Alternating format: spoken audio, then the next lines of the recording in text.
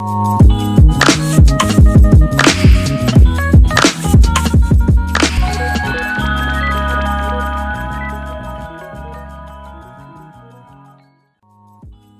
et bienvenue dans le monde d'après, celui où on aura sans doute beaucoup appris sur nous et sur les autres après quelques semaines de confinement. J'ai eu envie de demander à ceux qui avaient volontairement ou pas déjà vécu un isolement de partager avec nous leur expérience. Et aujourd'hui, c'est Cyril qui est avec nous. Salut Cyril. Et bonjour Eric. Hey. Alors ça doit être la première fois que je t'appelle Cyril. On est quelques-uns pour lesquels tu seras 20-20 à jamais. Ce pseudonyme sur Internet, créé en même temps que ton blog 20 sur 20, 20 sur 20, 20, 20, j'ai mis 2-3 ans à comprendre. C'était à la grande époque des blogueurs au milieu des années 2000. C'est un surnom que tu as baladé jusqu'à la télé. On se souvient notamment du 20-20h sur France 5. Et tu es allé sur scène aussi, point virgule je crois, notamment. Tu es l'un des rares à avoir réussi à me faire rire aussi bien en format écrit qu'en vidéo. Et ça, c'est un talent ambidextre dont je suis super jaloux. Tu es un des rares à avoir ça. Donc, je suis super content de t'avoir réussi parce que j'ai appris, bien que tu aies écrit sur le sujet, je ne savais pas, Cyril, que tu avais vécu volontairement une situation de confinement. Donc, j'aimerais que tu nous la racontes. Eh bien oui, écoute, d'abord merci pour ces mots très gentils. C'est vrai qu'on fait des vieux de la vieille, mais c'est comme ça. Ouais, c'est en 2011 que ça a commencé. Pourtant, les réseaux sociaux n'étaient pas si vieux, mais ça faisait 5-6 ans que j'étais sur le net avec Facebook, Twitter, le blog et tout ça, et les vidéos, comme tu dis. Et j'en ai eu marre. Tout d'un coup, je me suis dit, mais je suis en train de péter un câble. Alors, tu vois. Après, il y en a eu d'autres, des gens qui ont pété un câble avec le numérique, mais comme on était un peu plus tôt, on a pété les câbles plus tôt. Et il n'y avait pas encore de cliniques spécialisées, de médecins, de formation pour apprendre à vivre son existence numérique. Je me suis dit, il faut que je trouve un endroit, il faut que j'aille m'isoler, il faut que j'arrête. Et je me suis dit, où est-ce que je peux être peinard, où il y a des gens qui ne parlent pas. C'était ça, je voulais que les gens se taisent. C'est important de temps en temps. Et je me suis dit, tiens, il y a les moines trappistes. Je me suis souvenu quand j'avais 17 ans, on préparait le baccalauréat et j'étais chez les frères et ils nous avaient envoyé en stage de 4 jours commando. Il faut voir le stage commando chez les trappistes, à Trappes d'ailleurs, pas très loin. Et j'avais kiffé, tu vois, malgré les 17 ans, malgré l'envie de ricaner, j'avais adoré ces 4 jours où tout le monde se taisait, y compris les potes. Ça créait des fous rires d'ailleurs, c'était assez amusant. On jouait au foot avec les moines, j'avais vraiment adoré. À l'époque, je croyais encore en Dieu. Et j'ai arrêté de croire, mais je me suis souvenu de cet épisode. Et donc, en 2011, donc 30 ans plus tard, non, je ne sais plus quand plus tard, 25 ans plus tard, je me suis dit, tiens, si je retournais chez les trappistes. Alors, je ne suis pas allé chez les trappistes de Trappes. J'ai cherché sur Google, tu vois, pour le mec qui s'isole du numérique. Et j'ai cherché une abbaye qui était sur une ligne de train au cas où il y ait quand même un problème pour revenir à cause de mes enfants. Tu vois, on est toujours un peu prudent. Et j'ai trouvé dans l'Allier, près de Moulins, à Dompierre-sur-Bresle, j'adore ce nom, l'abbaye de Sept-Fonds. Et donc, qui obéit à cette règle bénédictine, la règle de Saint-Benoît. Et donc, je me suis dit, voilà, j'y vais. Comme tu le dis, à cette époque-là, tu as déjà des enfants, une famille. Tu dis à ta famille, j'en peux plus, il faut que je me taise, je vous vois pendant une semaine. Et non seulement je le dis, mais j'y suis poussé. C'est-à-dire que mes enfants, ils n'étaient pas vieux, ils avaient 7 ans et 5 ans. Donc là, ils n'ont pas grand-chose à dire, à part qu'ils voient leur père partir, mais à la limite, comme si je partais en voyage d'affaires, tu vois. Et mon épouse m'a carrément sollicité, m'a poussé à l'idée de m'en aller. Il y a un moment, ça fait du bien à tout le monde, si tu veux.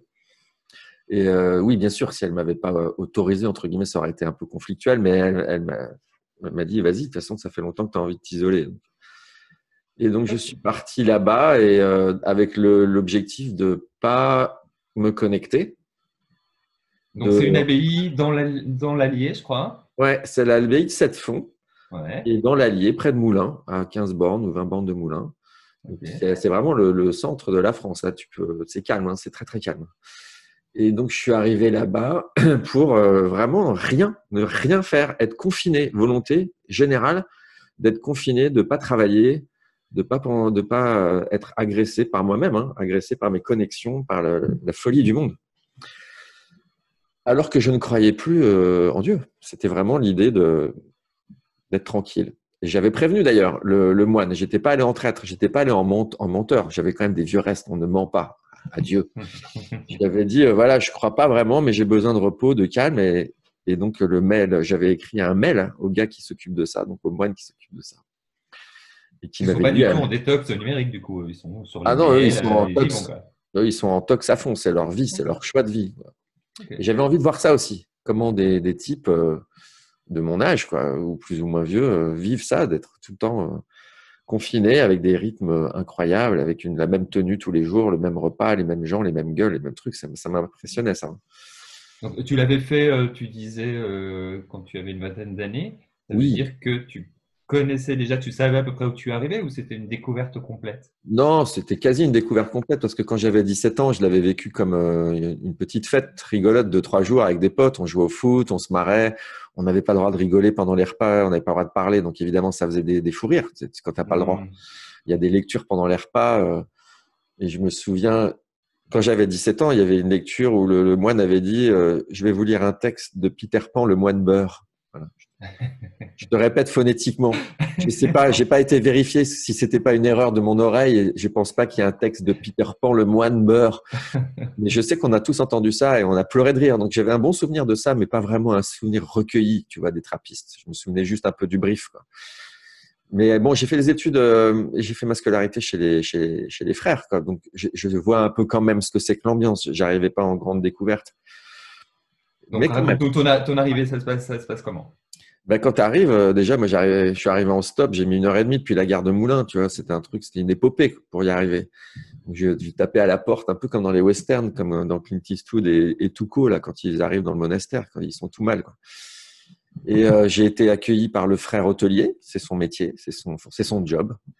Et c'est un endroit magnifique, vraiment extraordinairement beau. Et c'est le seul moment où tu parles, c'est quand tu arrives. Et il a le droit de te parler, évidemment. Tu vas pas parler en langue des signes à quelqu'un qui arrive. Et juste le temps qu'il m'explique comment ça marche, c'est-à-dire qu'il m'a montré ma chambre, c'était la chambre 20, ce qui était rigolo, parce que mon pseudo c'est 20-20, donc j'arrive. Mais c'est vraiment des chambres, il y a rien. T'as un lit, un bureau en bois, mais de base, et un lavabo. Point. Ça me fait penser à Et une prison, moi, c'est marrant. ouais, ça fait un peu penser à une cellule. D'ailleurs, ça s'appelle une cellule pour les moines. Mais non, c'est une petite chambre quand même. Mais tu n'as rien de plus. Et les toilettes et la douche sont sur le palier où tu as avec les autres retraitants. Et voilà, et tu restes le temps que tu veux. Et tu payes la somme que tu veux. Tu peux ne rien donner. D'accord. Voilà, en général, ceux qui ont un peu de sous payent pour ceux qui en ont pas, mais c'est pas su. Donc moi, j'y étais la première fois quand j'y suis allé, on était 4, tu vois, retraitants dans une énorme abbaye, et je les ai à peine vus à part au repas. Mais j'ai su que dans les 4, il y avait 2 plus ou moins SDF. Ça se voyait pas, mais presque un peu quand même, qu'ils étaient très pauvres. Mais ça, je l'ai su par différentes voies. Donc tu vois, tu as de tout, et ils faisaient leur trajet vers Compostelle. Hmm. Et voilà, donc moi j'ai laissé un peu de sous parce que j'en avais, mais je pense que tu vois, je sais pas, bref. Donc, Et tu voilà, arrives, on te présente ta cellule. oui. Tu dois laisser toutes tes affaires quelque part. Tu gardes tout avec toi, non? Comment Ah ça non, marche? non, bah, tu sais, il n'y a pas de vol, hein. Si là il y a des vols, alors on est mal, hein.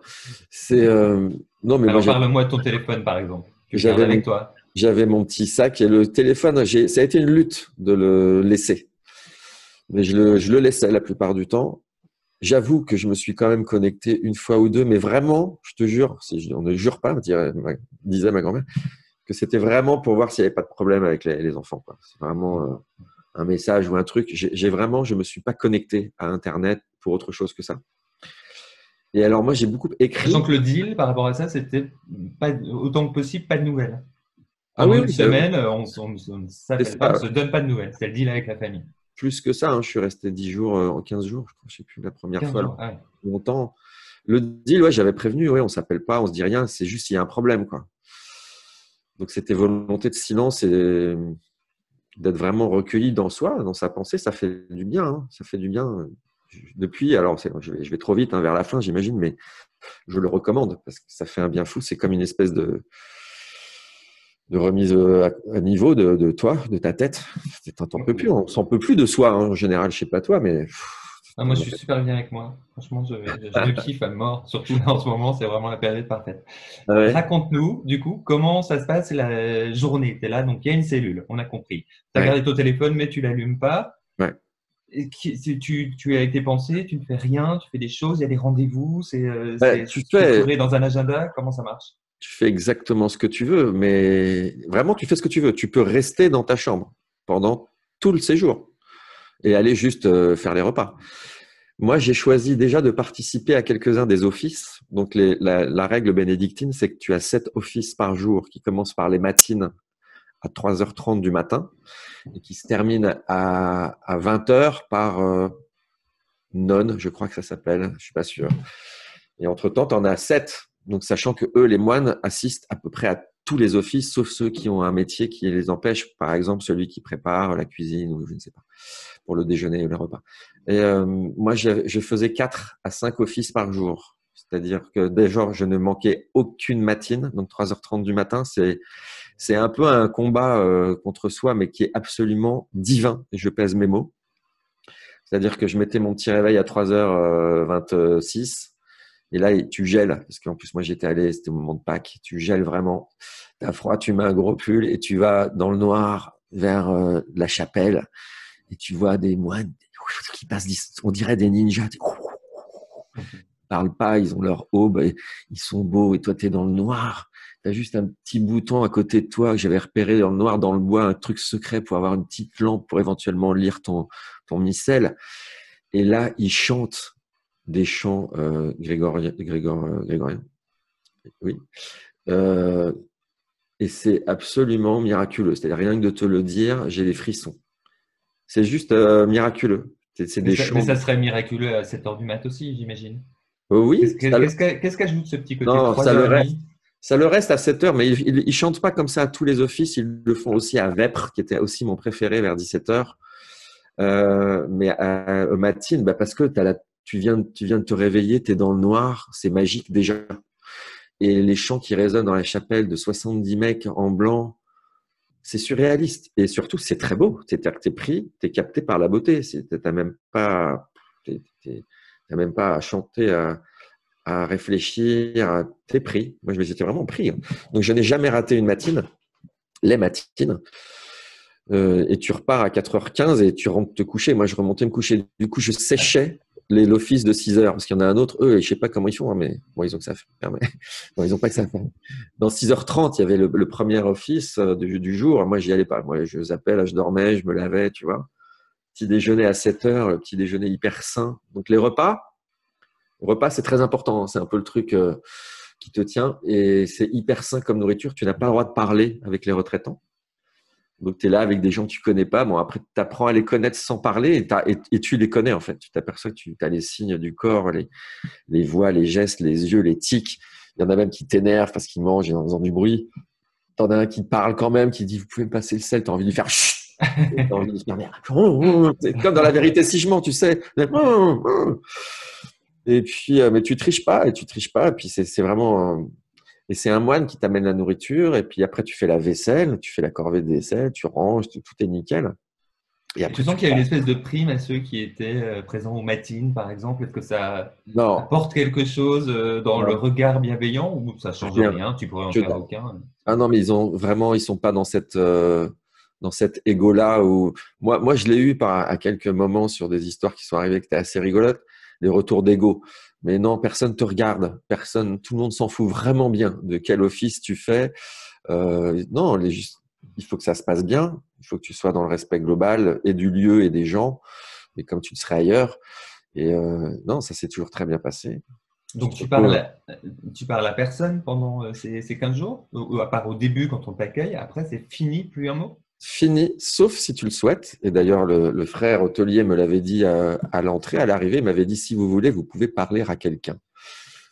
J'avais adoré cette expression qui signifie se confesser si tu es croyant ou en tout cas discuter avec un prêtre. Et j'avais accepté l'idée, moi, par défi aussi pour voir, parce que je suis quand même un ancien très grand croyant, j'ai tous les diplômes en Jésus, tu vois, j'ai fait école religieuse, j'ai fait baptême, profession de foi, confirmation, marié à l'église. Voilà. J'ai pas baptisé mes enfants parce que entre-temps, j'ai changé de chemin et voilà. Mais j'avais toute cette culture religieuse, elle est profondément ancrée dans ma famille et donc et dans mon héritage. Je me suis dit, allez, je vais aller faire une petite ressucée, si je puis dire. Je sais pas si le terme est approprié. Pas sûr, mais on ne coupe Non, rien, donc non, on va on garder ça. coupe rien, ouais, c'est ça. On coupe rien. Bon, c'est un terme, un très joli terme de la langue française. Et donc, j'ai rencontré un frère avec qui ça s'est hyper bien passé. J'ai adoré. On s'est parlé pendant 1 heure, un type de mon âge exact. Et donc, c'était drôle d'avoir ces deux destins, de ce type qui était là à m'écouter et moi qui arrivais avec mon bagage. Et je l'ai tout de suite prévenu que j'étais pas croyant, que c'était pas vraiment une confession, mais si tu veux, c'était assez beau cette conversation. Il a dit des choses passionnantes sur sa vie de reclus, en fait, sa vie de confiné, de choses qui se passent. Moi, je l'observais du coup, parce que je savais que j'allais le voir. Et puis, quand j'y suis retourné les autres années, j'avais toujours un regard spécial pour lui dans les rangées, voir comment ça se passait. Parce qu'il me racontait les petites mesquineries entre moines. Et ça, j'adore. J'adore. En fait, c'est plus lui qui se confessait que toi qui te confessais. Je comprends Non, bien. faut pas exagérer. Non, non, non. Il était vraiment dans son écoute. Mais la 2e année, en fait, on a beaucoup plus parlé. Et la 3e aussi. Enfin, c'était pas l'année d'après, juste, mais j'y suis retourné 2 fois. Et du coup, une fois, il m'a même écrit, j'ai adoré ça aussi. Quand je suis rentré de là-bas, j'ai reçu une caisse de livres. Non, pas une caisse de livres, pardon, c'est l'inverse. J'ai reçu 2 livres de lui avec un petit mot écrit sur, tu sais, les petites cartes de la Sainte Vierge et tout ça. Donc, c'était hyper touchant. J'ai adoré ça. Et comme moi, j'ai passé mon temps dans leur librairie, dans leur bibliothèque, pardon, et que je trouvais que c'était un peu poussiéreux. Tu sais, c'est les bibliothèques de monastères. Tu as le bouquin des années 75 d'André Malraux, tu vois. T'as pas vraiment des BD, t'as pas de SAS. C'est vraiment très, très. Et j'ai adoré, hein, j'ai lu un paquet de bouquins là-bas. Mais je trouvais que ça méritait quelques 100 nouveaux. Et je lui ai envoyé une caisse d'une vingtaine de bouquins. Oui. On a commencé à échanger là-dessus. Donc, quand j'y suis retourné 2-3 ans après, on a remis ça. Lui, il s'occupe du magasin. Parce qu'ils vendent des trucs. Hein. Il y a une Ah, petite. d'accord, il y a un franc prix, quoi. Ah, bah, l'abbaye de Sept-Fonds, t'envoies dans ton commerce. Quand tu verras, tu feras attention. Il y a comment ça s'appelle? La gerbaline, je crois. Non, le truc que Si tu c'est mets dans le vrai nom, ton. il va falloir y repenser. La Ouais, germaline, c'est pas génial. le nom n'est pas dingue. Je sais pas comment. Ouais. Je crois que c'est gerbaline. Bon, en tout cas, ils font des confitures, des gâteaux, du chocolat. Ils font plein de trucs. Ok. Et ils cultivent. Non, c'est une grosse abbaye. Hein, et avec une usine que j'ai visitée, les mecs, ils bossent. En fait, eux-mêmes, les moines, ils bossent l'après-midi. Le matin, c'est plus ou moins prière, les repas, tout ça, mais l'après-midi, ils bossent 4 heures tous les jours. Il y a ceux qui cultivent, il y a ceux qui sont à l'usine, il y a ceux qui nettoient, qui rangent. Enfin, c'est une vraie petite communauté.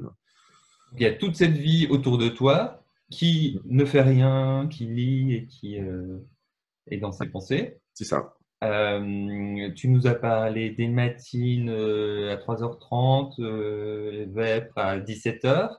Ouais. Qu'est-ce qui se passe entre les deux? Alors, Entre les tu deux, te refais un petit, tu te couches, tu manges. non, ouais, Il y a alors non, quoi? Il y mais a d'autres choses? je suis quand même très lève-tôt, mais je me levais à 7 heures pour le petit-déj quand même, et la douche à l'étage et tout, un peu spartiate. Moi, mon emploi du temps, c'était plutôt de l'écriture le matin, pendant 2 ou 3 heures dans la chambre. Le moine m'avait proposé de participer aux travaux, d'aller à l'usine, de cultiver des choses, d'aider aux cerises la première fois. Et j'avais dit, ouais, moi, j'avais vraiment envie de rien faire, mais rien. Et je culpabilisais pas du tout de les voir bosser. Voilà, c'était ma part d'ombre, c'était de rien faire.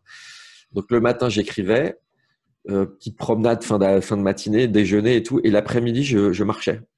Vraiment, je pouvais marcher 2 à 3 heures parce qu'ils ont un parc absolument magnifique. Et j'étais tout seul à marcher. Donc, tu marches tout seul dans un parc. Tu croises 2-3 moines qui bossent.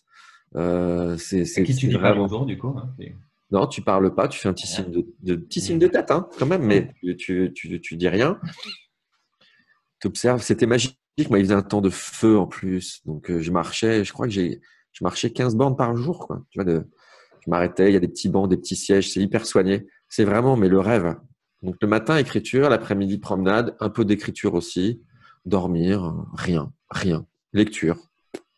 Et digital detox, quasi complète. Ah, total. C'est Total. ce que, total, c'est ce Ouais, que tu allais chercher en priorité, si j'ai bien c'est ça. compris, de tout débrancher. Ouais. Qu'est-ce que ça t'a apporté? Est-ce que ça t'a apporté ce que tu attendais d'abord? Ouais. Et qu'est-ce que c'était concrètement? Ça m'a apporté, déjà, je crois que ça fait du bien au corps, à l'esprit de s'arrêter, d'être intoxiqué. Mais ça va avec toutes les addictions, hein, parce que je pense que c'est une addiction comme les autres. Donc, j'ai réussi ça et ça a fait un bien fou. Et donc, après, j'ai le souvenir de ça. Donc, c'est le souvenir de cette possibilité de détox qui est important pour le reste. Parce qu'après, quand ça revient, que tu es sous pression, que tu deviens fou, tu dis que tu es capable de le faire. C'est de plus en plus dur cependant, c'est ça qui est fou. Parce qu'encore là, 2011, on n'était pas encore dans cette folie, hein. Entre-temps, 9 ans sont passés et je ne sais pas si je serais encore capable de me redétoxer comme ça, à ce point. On est de plus en plus attachés. Entre-temps, c'est Instagram qui est assez addictif. Entre-temps, Facebook. Entre-temps, LinkedIn. Enfin, moi, je bosse sur Internet. Donc, c'est non seulement ce qui était au départ une sorte de détox physique pour nous tous est devenu maintenant, c'est comme si tu te coupais de ta vie un peu. Donc, c'est plus la même chose. Néanmoins, ça m'a fait un bien fou. Vraiment un bien total. Je sais pas, c'est comme quand tu débranches pendant les vacances. Ceux qui arrivent à le faire, moi, j'arrive de moins en moins, mais ça fait un bien fou. Tu changes de pensée, de regard, d'horizon, de tout. Et quand tu rebranches de la même façon ou ça change des choses pour un peu plus Ouais, longtemps que ça? Ou ça ouais, repart tout de suite comme après les vacances justement? ça repart tout de suite. C'est ça qui m'inquiète, moi, pour notre sortie de déconfinement. C'est que quand je suis sorti de la première année, là, j'ai allumé mon téléphone à la gare et c'était DSK, là. C'était l'affaire DSK. Et je venais d'apprendre aussi que le PSG avait perdu la Coupe de France contre Lille, il me semble. Et ça m'a énervé et je suis rentré tout de suite. Mais quand j'ai plongé dans DSK, t'imagines le Je bruit. sens que l'île t'a plus énervé que DSK. Non, oui, ça c'est vrai. Mais non, mais t'imagines rentrer dans l'internet par l'affaire DSK au moment où elle explose. T'imagines la violence par rapport à mes moines et le silence. Donc je suis Et ça, poussé. c'est bien parce que tu sais quoi, du coup, on se rappelle tous où on était au moment où tu es sorti. C'est un gros avantage, en fait, dans la C'est ça. projection qu'on a dans ton histoire. Moi, je Ouais. sais exactement où j'étais physiquement au moment où tu t'as Je trouvé sais pas à si la tout le gare monde, au téléphone. je sais pas si tout le monde se souvient de ce peut-être le 11 septembre après l'affaire L'affaire DSK. DSK, je Je pense sais que c'est pas. quand même. Écoute, en tout cas, moi, ça m'a remis une claque assez vite. Et je suis retourné dans le numérique à peu près immédiatement et dans la vie directe. Malheureusement. Ce qui fait que ça m'a poussé à y retourner. Si Ah, j'avais et ça, tu nous l'as spoilé déjà 3 fois, donc il va Ah, falloir pardon, y ouais, aller. je suis désolé. Non, mais c'est pas Ouais, mais c'est ça, grave. tu fais pas de montage. Moi, l'avantage, c'est quand je fais des vidéos, je peux mettre ça à Oui, la du coup, fin. tu t'en fous, tu remets les trucs dans l'ordre. Exactement. Alors que là, tu es obligé de... Non, mais c'est parfait, on adore les spoils. Donc, tu y es retourné combien de fois? 2 fois. Donc, en tout, 3. D'accord. J'y suis Combien de retourné temps plus tard? 3 ans plus tard et 2 ans plus tard. Et je voudrais vraiment y retourner à Pâques parce que c'est vraiment exceptionnel. Exceptionnel, Pâques. Est-ce que J'ai, dans le j'ai- jardin, ils cachent des trucs ou... Qu'est-ce qui peut... Je Là, cherche, je tâtonne. Ah oui, là, tu tâtonnes. Non, c'est super drôle ce que tu viens de dire. Non, ils cachent pas des choses, mais tu sais, pour eux, la Pâques, c'est vraiment la plus grande fête. C'est plus important que Noël, hein. Là, c'est vraiment la résurrection, c'est la folie. Et donc, il y a toute une cérémonie. Et les gens du village qui viennent et qui sont dans l'église, dans la chapelle, eux, c'est très important. Les textes sont préparés. Il y a une petite cérémonie dans la cour où ils font un feu qui symbolise un milliard de choses. C'est vraiment magnifique, mais vraiment magnifique. Donc, j'aimerais vraiment y retourner à Pâques. Tu l'as fait une fois à Pâques Une fois à Pâques, ouais. Ouais, ouais, D'accord. j'ai fait la deuxième fois à Pâques. La première fois, j'étais juste un peu. Je crois que j'étais arrivé genre 3 jours après. Le mec m'avait dit c'est dommage, vraiment. Mais je savais pas. Enfin, j'avais pas fait gaffe à quel point c'était bien. Ok, Donc, donc tu y es retourné 2 fois et ouais, ça a été, alors je comprends que l'expérience de Pâques était encore plus dingue, mais ouais. ça t'a apporté exactement la même chose ou finalement on progresse dans l'expérience à chaque fois parce qu'on sait, on apprend des trucs, on rentre dedans plus vite. Ça m'a Comment? refait ça à chaque fois aussi bien. À chaque fois aussi bien. Ce qui est rare d'habitude, c'est un peu comme quand tu essaies de retourner en vacances au même endroit et tout. Tu essaies de retrouver la magie de la première fois, c'est rare.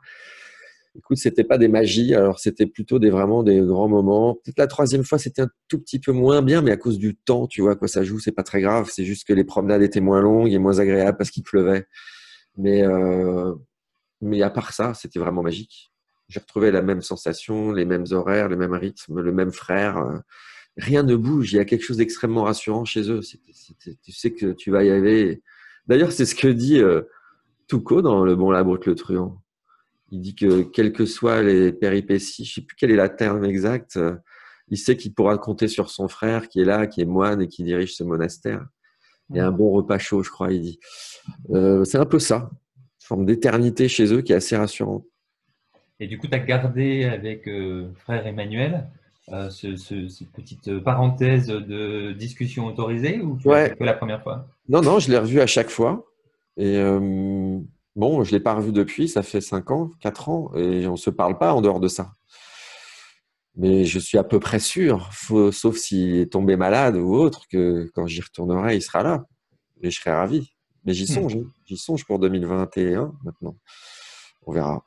Mais j'y pense souvent à eux pendant ce confinement, parce que je me dis effectivement, eux, ça ne change pas grand-chose. Alors justement, par rapport au confinement, pour toi, est-ce que tu y as retrouvé des points communs ou pas du tout? Ou c'est très différent. C'est peut-être même l'inverse d'ailleurs, parce qu'on est peut-être à l'inverse d'une détox digitale. Est-ce qu'il y a des choses sur lesquelles tu penses que ça t'a aidé ou pas du tout? Je crois que ça n'a rien à voir. Je suis navré pour ton émission, ton Il n'y a pas de concept. problème. Merci, au revoir Cyril. C'était un plaisir. Non, mais j'y ai réfléchi en sachant qu'on allait se parler, en me disant est-ce qu'il y a des points communs ou quoi que ce soit. En fait, je me sentais 10 fois plus libre là-bas. Parce que d'abord, c'était volontaire. La grande différence, c'est qu'ici, c'est obligé. C'est que dans la tête. Finalement, nos vies ne sont pas extrêmement différentes. Ok, tu rentres 2-3 restos, 3-4 promenades, mais c'est juste que tu es contraint. On déteste ça. Moi, là, je suis comme un lion en cage. Alors que je peux quand même aller sur le balcon, aller courir, aller au supermarché. Sachant que tu as une belle vue sur le pont de San Francisco, quand même, c'est pas mal. Moi, j'ai de la chance. Je suis vraiment bien placé. On n'a pas tout ça. Mais j'étais plus libre là-bas. Là-bas, j'allais me promener 4 heures. J'aurais pu parler si je voulais. Bon, on n'avait pas le droit, mais j'aurais pu. Ouais. Là, non, là, on peut pas, on n'a pas le droit. On nous dit qu'on va être 10. On a le droit à être 10 potes, quoi. Tu te rends compte, on est en train d'accepter des règles de cours d'école. Ah, tu te projettes dans l'après, là. Ouais, non, mais excuse-moi, je vais trop vite. Non, il n'y a pas de problème. Mais en y réfléchissant, je me suis aperçu que j'étais moins confiné chez les moines qui sont confinés que maintenant. Tu le vis comment? Au-delà de cet agacement, c'est particulièrement violent? Ça me fait chier, vraiment. Mais j'ai fait des allers-retours entre cette pensée et l'humilité de me dire que ça va.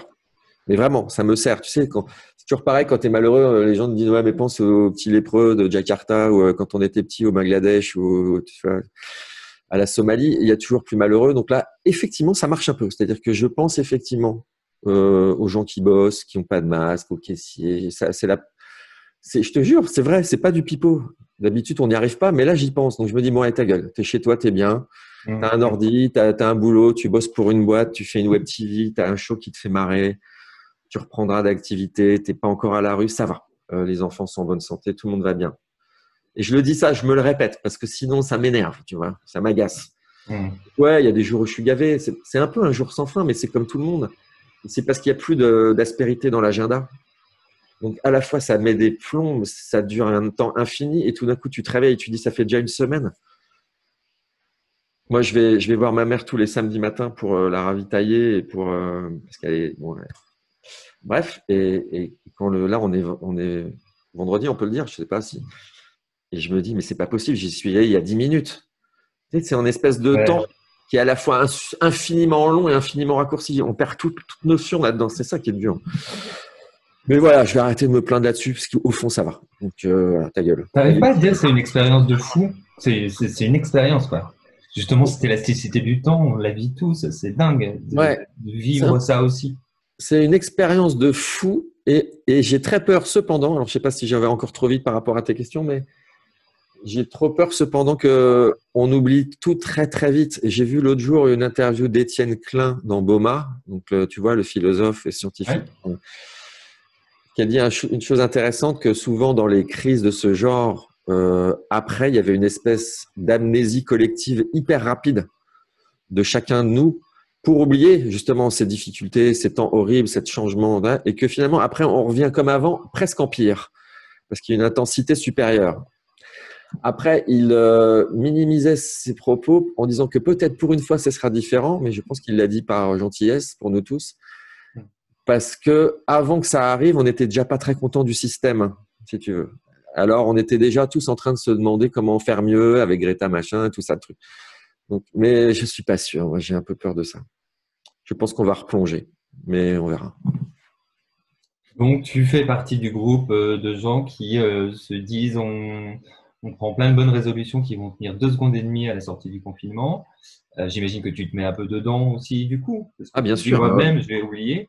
Est-ce que, je sais pas, est-ce que tu fais des Alors, choses? Est-ce que tu écris tes c'est espèces pas de… exactement ça, parce que je pense qu'on peut penser ça, que ça va pas être mieux, mais que à la différence d'avant, on peut agir pour quand même faire quelque chose. C'est-à-dire que je suis pessimiste de nature sur la nature humaine, mais il se trouve quand même que j'ai changé des trucs. Tu vois, j'ai arrêté réellement de fumer il y a 1 mois et demi et j'ai pas du tout l'intention de reprendre. Ça me paraît aberrant en fait de se pourrir le truc. Ça m'angoisse cette fumée.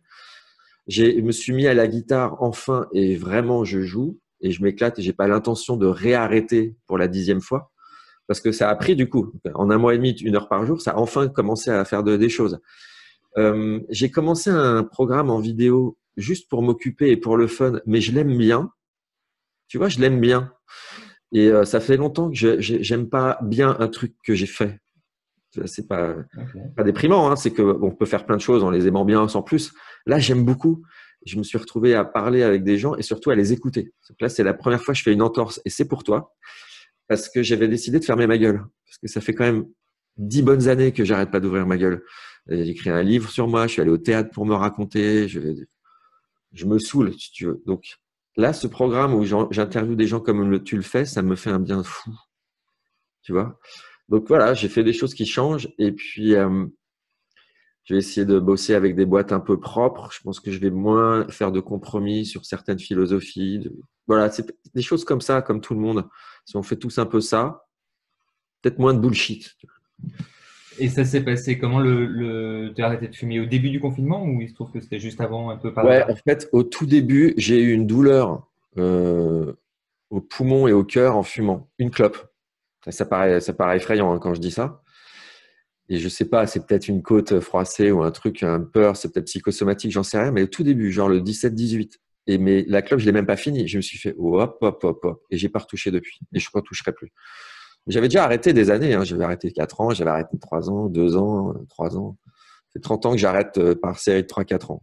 D'accord. Donc Là, là, ça me c'est un peu, je ne sais pas si c'est un hasard, parce que c'est peut-être psychosomatique, effectivement, mais bon, c'est ouais. tombé en même temps. Mais tu viens de dire, tu as lancé une émission, tu as changé des choses. Ça s'est passé comment? Tu t'es dit, premier jour du confinement, hop, hop, hop, on s'organise, on se prend en main, on y va? Ou il se trouve que c'est arrivé petit à petit? Non, non, non. C'est de. Alors là, encore une fois, c'est par nature. Je supporte pas de subir le temps qui passe. Et là, j'ai vu tomber mon business, hein, comme tout le monde. Moi, pour gagner ma vie, je fais des conférences. Donc, c'est un des premiers trucs à sauter. C'est les conférences. Les boîtes tétanisées ont eu peur. Elles ont dit, oh là, on arrête les événements, on réunit personne. Voilà. Ce qui est logique. Hein. Et donc, comme j'ai pas tendance à croire au Père Noël, je me suis dit, bon, bah, ça va pas revenir tout de suite, hein, les conférences. Ça risque même de revenir en dernier, un peu comme le théâtre, les concerts, tous les lieux, les métiers où tu réunis des gens. Et donc, quand tu pousses l'étape d'après, soit tu déprimes, disant ma vie est foutue, soit tu fais des trucs. Et voilà, moi par nature, je fais des trucs. Donc, j'écris Donc une pièce assez de… vite, tu t'es mis Très en vite, ordre de marche pour faire des choses. ouais, très vite, je me suis dit, qu'est-ce qui te fait kiffer? Là, tu es bloqué. Donc là, il faut faire des trucs qui te font kiffer. Tu vas pas. Et tu sais quoi, il y a une interview que j'ai donnée dans une de mes émissions qui m'a vachement servi. C'est une interview que j'ai donnée, faite avec Carlos Diaz, où il a dit les plans A, il n'y en a plus. Donc là, maintenant, il faut attaquer les plans B et il faut avoir un portefeuille de plans B. Et je trouve ça super intéressant. Il ne faut pas tout miser sur un autre plan B, ça veut dire que tu en fais un plan A. Or là, il y a une espèce de tout est pété, quoi. Tu vois, les plans A, ils sont pour beaucoup de métiers, en tout cas, ils sont un peu compromis. Et donc moi, il disait, il faut avoir plein de plans B comme un VC qui investit dans les startups, qui a plein de startups, et puis il y en a une qui émerge et qui finance les 9 autres. Et ben c'est pareil. Je me suis dit, fais que des trucs que tu kiffes. Mais je me suis dit, mais hyper vite. Tu vois, j'ai pas attendu. Il y a 8 jours. Il n'y a pas le choix. Là, pour le coup, c'est ma nature. Il faut qu'il se passe des trucs. Sinon, je me fais chier. Donc, j'ai mon proverbe préféré, c'est si tu végètes, t'as rien. Si tu végètes, t'as rien. Ça me fait rire. Donc, j'ai pas envie de végéter. Donc, voilà. J'ai fait ce show vidéo. Je me suis dit, je vais interviewer des gens, un petit format côte à côte comme j'aime bien. Et puis, je vais interviewer des gens que j'aime bien pour commencer. Donc, je vais faire le tour de mon premier réseau. Et là, il est long parce qu'en 15 ans d'Internet, on en connaît des gens. Tu vois, c'est comme ce qu'on fait là. Tu seras un jour invité. Et puis, Ce qu'il faut faire quand même pour être invité, c'est fou. Hein. Ouais, je vois ça. C'est dingue. Bien Ouais, joué. faut Bien réclamer, joué. quoi. Donc, c'est un format court sur LinkedIn, ça s'appelle Gimme 5, c'est ça? Ça s'appelle Give Me Five. J'interviewe les gens en vrai sur Skype pendant 20-25 minutes et je garde 5 minutes les meilleurs. Donc, et oui, c'est très monté, c'est très haché pour que ça dure 5 minutes. Give Me Five, c'est en même temps, donne-moi 5 minutes et donne-moi 5 parce que c'est un truc d'amis. Enfin, j'essaie de faire un truc un peu sympa. Et en vrai, tu peux nous le révéler, ça dure combien les interviews? C'est un 20, montage 25 minutes. d'envergure d'une émission. Combien? 25 minutes? Ouais, 25 minutes. D'interview. Donc, tu prends 5 minutes sur 25 minutes? Ouais, c'est hyper dur. Hein. Ah bah ça, j'imagine. Moi, je fais des micro-montages sur mes trucs là. Déjà, je galère à mort. Donc, Ouais. j'imagine prendre 5 minutes sur 25 minutes. Bah, Ok, ça oblige. donc, Ça oblige à choisir vraiment la substantifique moelle de ce que disent les gens. Ça oblige parfois à des sacrifices parce que il y a des choses qui se disent qui sont super intéressantes. Puis quand tu es dans une conversation comme ça, tu aimes bien. Mais à la fin de la fin, il faut garder 5 minutes. C'est subjectif. Et moi, j'aime bien ce moment-là. alors, j'en profite pour poser une question. Je me pose beaucoup depuis que je fais moi un tout petit peu de montage là. Est-ce que tu n'as pas le risque d'avoir la tentation de te faire un peu plaisir à toi? C'est-à-dire à te dire, ah, il y a cette info qui est vachement chouette, mais je sais pas, dans le rythme, c'est moins sympa. Alors que là, ce truc un peu drôle où on sourit, il y a moins de profondeur, mais ça met du rythme. Ou, j'aime bien la petite question que j'ai posée là parce que c'est chouette. Pardon, je posais la question parce que je me la suis posée Ouais, moi en le ouais. faisant. Elle est essentielle et elle fait tout en fait. Pour moi, tout le programme se fait au montage. La même interview, je peux te faire de l'interviewer un énorme connard comme quelqu'un d'absolument remarquable que tu as envie d'épouser. C'est toi qui fais la décision au montage. C'est extraordinaire. Comme la télé-réalité, quoi. Et moi, j'aime bien l'équilibre entre les deux. J'aime bien passer d'une pensée un peu profonde à un rire, un regard, un truc. Et parfois, tu sacrifies des choses qui te font rire. Mais j'ai le souvenir tu sais, il se trouve que dans mes activités, je fais des formations et des conférences sur le storytelling.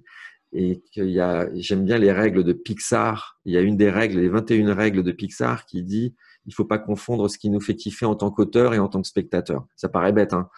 Mais moi, je me la rappelle en permanence. Quand j'écris, quand je fais des trucs, oublie pas, là, tu es en train de te faire kiffer ton ego ou ça te flatte ou tu es fier de ta gueule à ce moment-là. Non, ça, on s'en fout totalement. Et en vidéo, ça passe pas. Les gens, ils sont là. Ouais, non. Donc moi, j'essaye et c'est un super exercice de valoriser les gens que j'invite. On y gagne tous, en fait. Ça sert à rien de faire de malin. Enfin, je l'ai fait, ça. Je l'ai fait beaucoup. Ok, et tu écris, tu nous as dit. Tu écris quoi? J'écris une comédie Ah ouais. de théâtre, une pièce, Ok. pour deux personnages qui n'a rien à voir avec du one-man show, rien à voir avec du stand-up. C'est vraiment une pièce comique. Que toi, tu as toujours été sur du stand-up juste là. J'ai toujours fait Même du si au point stand-up. virgule, vous étiez deux sur scène, si je me souviens. Ouais, j'ai fait 3. Le premier, j'étais tout seul, qui s'appelait À mon cher moi, pendant 2 ans, point virgule et tout ça. Le deuxième s'appelait Et il est où le bonheur, que je jouais avec une comédienne C'est ça. qui s'appelait Stéphanie Jarreau et qui s'appelle toujours Stéphanie Jarreau. Et en troisième, j'étais tout seul et ça s'appelait Bullshit Therapy. Voilà, donc j'alterne. Mais j'ai plus du tout envie, en fait. C'est la même histoire. J'ai plus envie de parler de moi. Alors, je sais, c'est paradoxal, là, le mec qui parle depuis 1 heure, mais j'ai envie de faire rigoler, soit de faire parler les autres. Donc là, c'est une pièce totalement sans pathos, sans rien. C'est vraiment du fun, c'est de la vanne et je me marre. Vraiment, je me marre bien. Ça aide à passer le confinement, ça aussi, parce que je me marre bien en écrivant. J'imagine. Ok. Du coup, l'idée, c'est de finir ça rapidement. Ça va s'écrire sur une longue période. L'idée, il y a pas. Là, c'est difficile dans le monde du théâtre de faire des projets. Hein. L'idée, c'est de finir l'écriture, de voir ce qui se passe avec les théâtres, parce que de toute façon, les théâtres, quand ils vont rouvrir, il va y avoir une espèce d'embouteillage avec déjà tous ceux qui étaient prévus avant, qui vont se battre pour que leur date soit reportée. Il y a ceux qui arrivent avec des nouveaux trucs qui vont arriver en même temps que les anciens. Il y a ceux qui seront morts d'ici là. Je parle pas physiquement, mais parce qu'ils n'auront pas eu leur intermittence ni rien, donc ils vont abandonner le métier. Ça va être une espèce de… C'est triste, hein, mais ce sera le dernier métier qui va arriver, le théâtre. C'est l'endroit le pire pour réunir des gens serrés dans une salle, alors que c'est l'endroit un des plus importants, des plus essentiels et un des plus vieux de notre culture. Donc, je sais pas comment ça va se passer, le théâtre. Donc, je fais pas de plan professionnel sur le théâtre. Ce serait un petit peu stupide. On verra. Ok. Est-ce que tu as réussi à remplacer tes formations ou conférences par des formats plus digitaux dans cette Écoute, période? on m'a demandé là de faire une formation, j'en donne une lundi en ligne dans une école rémunérée hein, sur la communication et le storytelling. Donc ça, je vais en faire d'autres. Je pense que je vais créer un petit webinar cet été, comme tout le monde. Hein. Mais moi, j'ai pas honte. Enfin, je vois parfois des gens qui rouspètent en disant on n'en peut plus tous ces webinars. J'ai envie de vous dire les gars, t'as intérêt à t'habituer parce que ça va être le nouveau monde. Enfin, c'est juste la nouvelle façon de travailler, de communiquer. Donc t'en peux plus de la nouvelle façon de travailler, ça va être chaud.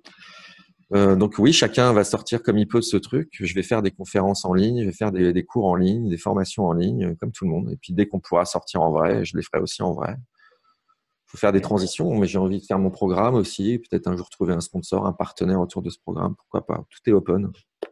Je sais pas. Si on veut te suivre aujourd'hui, c'est quoi les endroits? Tu es beaucoup sur LinkedIn. Je suis beaucoup chez Tu as moi. vraiment investi, il me semble, en tout cas de ma fenêtre, il me semble que c'est l'endroit que tu as le plus investi, c'est LinkedIn. C'est LinkedIn, ouais. J'ai commencé l'année dernière par faire des vidéos le matin qui s'appellent les Miracle Morning, que je vais refaire, je pense. Mais là, je peux pas tout faire en même temps parce qu'en même temps, là, je travaille pour une boîte. On a commencé le dossier et c'est eux qui m'ont demandé le lendemain du confinement. C'est-à-dire que j'ai du bol en fait. C'est une espèce de programme de crise. Donc évidemment, ça s'arrêtera quand la crise sera arrêtée et je serai ravi hein, que ça s'arrête. Mais du coup, je bosse beaucoup avec eux. J'ai mon Give Me Five, donc je fais moins de Miracle Morning. C'était sur LinkedIn, oui, j'ai commencé en juin dernier. Et les Give Me Five, on les trouve où? Sur LinkedIn, en fait, tu tapes Cyril de l'Astérie sur LinkedIn et tu vois mes posts. C'est ça. Donc, tu es toujours sur LinkedIn, tu es passé d'un programme à un autre, mais c'est là qu'on te trouve. Les autres réseaux sociaux, moins. Le blog, tu y es plus. Non. Facebook, toujours. Twitter, j'y passe, mais vraiment parce qu'il faut, quoi. C'est comme le vieux bar de quartier. Instagram, un petit peu. Mais surtout LinkedIn, ouais. J'aime bien LinkedIn parce que c'est poli. Les gens sont polis.